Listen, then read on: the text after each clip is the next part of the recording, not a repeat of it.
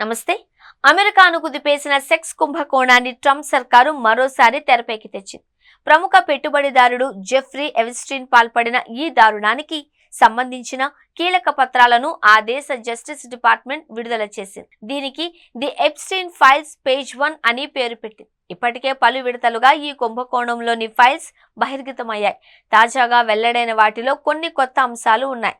Contact list జాబితా, flight log సమాచారం, అతడికి వ్యతిరేకంగా సేకరించిన ఆధారాలు ఉన్నాయి. తాజా జాబితాలో English rock band rolling stone సభ్యుడు మైక్ జాగర్, ప్రముఖ పాప్ గాయకుడు Michael Jackson, actor Alec Baldwin, America ఆరోగ్య శాఖ మంత్రి ఆర్ఎఫ్ కెన్నడీ, జూనియర్ తల్లి ఎథెల్ కెన్నడీ, న్యూయార్క్ మాజీ governor Andrew Cuomo, super model Naomi Campbell వంటి ప్రముఖుల పేర్లు ఉన్నాయి.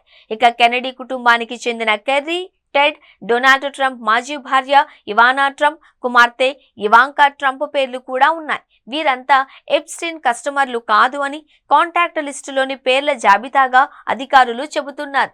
దీంతో పాటు ఎప్స్టీన్ వినియోగించే ప్రైవేట్ జెట్లో లోలితా ఎక్స్ప్రెస్ ఫైట్ లాగ్ జాబితాను బహిర్గతం చేసింది.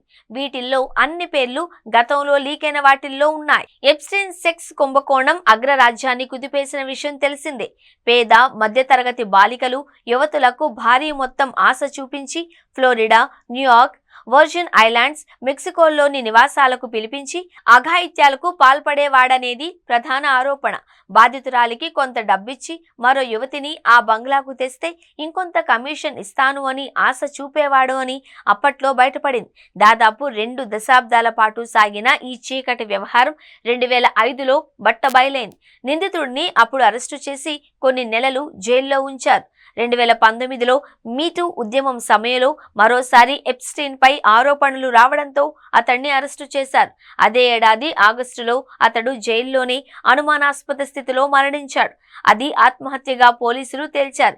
ఎప్స్టీన్ మాజీ స్నేహితురాలు మాక్స్వెల్ ఈ దారుణాలకు సహకరించడంతో ఆమెకు ఇదివరకే 20 ఏళ్ల జైలు శిక్ష పడింది.